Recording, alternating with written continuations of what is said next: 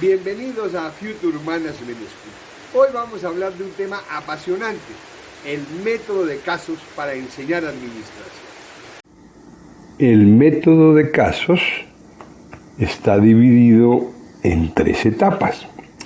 La primera etapa corresponde al estudio individual que cada estudiante debe desarrollar antes de clase y con base en ese estudio individual elaborar un informe dando respuesta a 10 preguntas, una a una, y la extensión máxima debe ser de 1 página.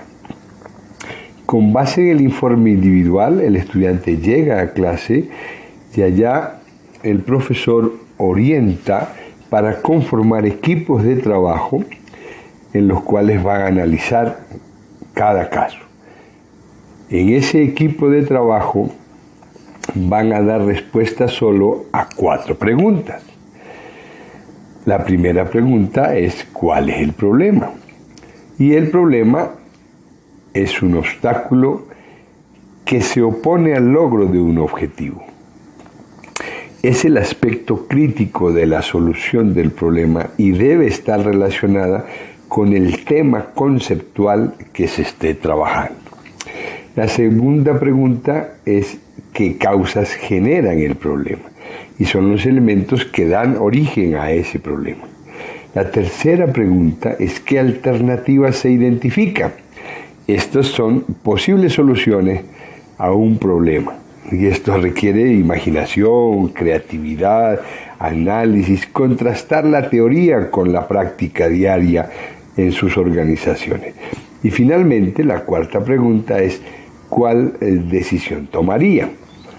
Producto del análisis de las alternativas que han identificado, deben escoger una, la más viable, o de pronto pueden ser todas, pero dándoles un orden de importancia. Primero esta, segundo esta, tercero esta. En la delimitación del problema es muy importante en la definición para dar respuesta a la pregunta ¿cuál es el problema? Es necesario tener en cuenta las siguientes recomendaciones. 1. La naturaleza. O sea, ¿dónde existen? ¿En qué aspectos es visible esta situación? ¿Y en qué resultados? En procesos o insumos. Esto es, ¿en qué aspectos se da el problema? ¿En qué área la localización abarca toda la organización o solo una área? La magnitud o extensión, ¿a cuántas personas afecta? ¿Qué características tienen estas personas? La focalización o segmentación, ¿afecta a todos por igual? ¿Pueden distinguirse grupos o poblaciones que estén afectadas de forma diferente por el problema? ¿Cuáles son los integrantes de esos grupos? Y la permanencia o historia, ¿es una situación reciente? ¿Se viene constatando desde hace mucho tiempo? Esto permitirá delimitar el problema. Una vez delimitado el problema, va a ser mucho más fácil encontrar las causas, las alternativas y la decisión. Aquí también es importante tener en cuenta que el método de casos forma parte de los métodos activos de aprendizaje. Y muchos autores, entre ellos Lang,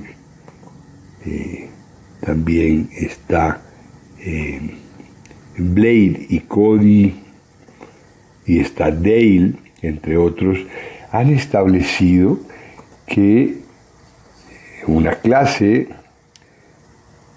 el nivel de retención de la información por parte de los estudiantes ante una exposición magistral no llega al 10%. La lectura previa llega o permite llegar al 10%, el apoyo audiovisual un 20%, la demostración un 30%, la discusión y práctica un 50%, la discusión un 50%, la práctica un 70% y enseñar a otros un 80%. Entonces, con el método de casos que rompe con la formación tradicional de la clase magistral, de la exposición, que solo deja máximo un 8%, pues permite que los estudiantes tengan mayor retención de la información, entre un 50 y un 70%.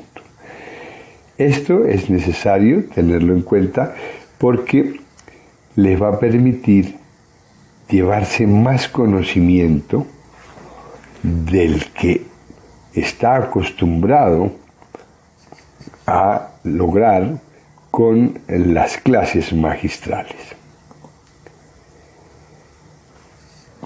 Los invito a que se suscriban al canal y continúen aprendiendo de administración.